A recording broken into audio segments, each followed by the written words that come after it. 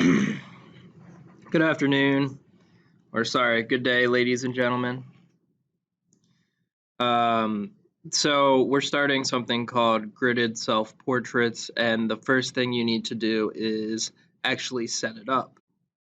So you're going to be given a printed image of your self-portrait, or this would work on just about any image that you would like to draw. So it's important that you make your ruler as straight as possible, and that you keep the lines about 1 inch apart, which is the width of the ruler I'm using, which is important that you use the rulers I give you. Once you finish working horizontally, you should work vertically to divide up your paper. Like I said, make sure you use the rulers that I give you. If you use one that's your own, the measurements may not line up correctly.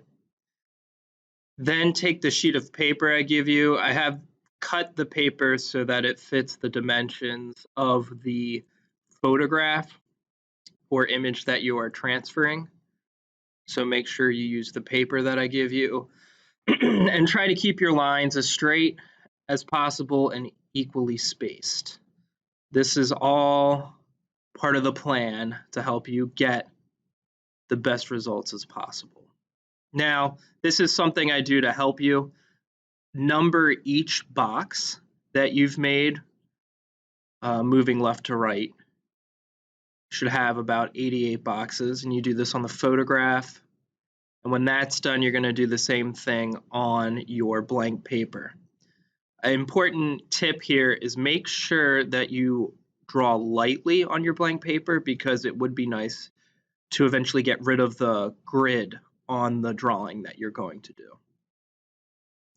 Once that's done, you're going to move on to the second part of setting up your project, and then after this, we'll be able to begin. So you're going to take like a sheet of computer paper or scrap paper I give you, fold it like a card or 2 hamburger buns, and then you need to make a line on the folded corner at a 1/2 inch. So if you notice, I'm doing a 1/2 inch vertically and a 1/2 inch horizontally. Then I'm going to draw 2 straight lines so that they intersect to make a square, and cut that square out with scissors.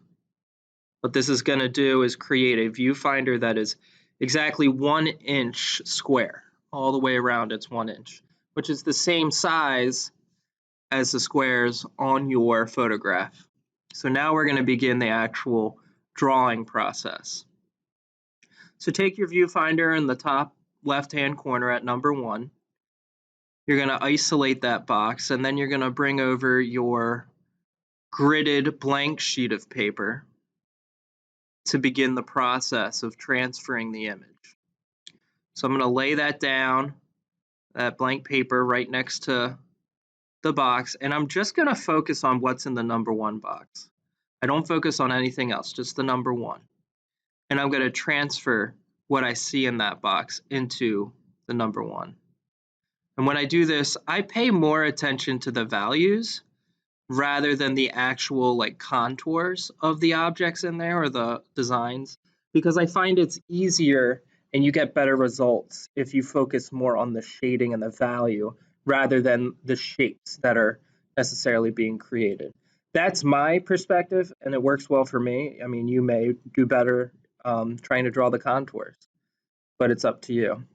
So here I am, I'm beginning to isolate and transfer each design in each box. And again, I'm focusing on trying to copy exactly what's there. I'm not thinking about what the picture is that I'm trying to copy or even what I'm drawing. I'm just trying to draw the essentially abstract images and designs that I see. This helps me to focus on the image that I'm transferring rather than the idea that I'm drawing a portrait. And this will lend to your advantage towards the end of the project to get a really nice result.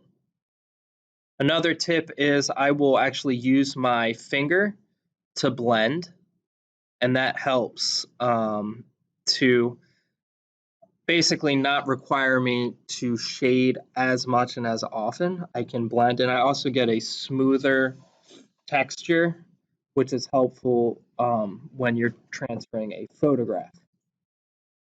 So here I am again, same thing. Once you finish the top row, you move on to the second and make sure you move left to right. You're going to do this because you don't want to mess up your picture after you shade an area.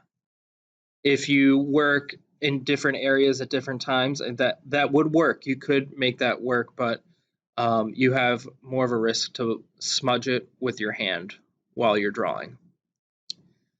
So again, here I am filling in my each little section, paying close attention to just what's in the box. So continuing to move left to right, I'd say about an hour in, this is what I have. So this is a drawn out process. It's going to take you a while. So don't worry about taking breaks. But this is about halfway in. This is what I have. I'm still using the same technique, still trying to shade everything, using my finger to blend. I'm noticing that I'm putting my hand on the drawing, which I shouldn't be doing, but sometimes that's what you need to do. And again, try not to think about what you're drawing. Think about what's in the box and draw what you see in the box within the box on the blank paper.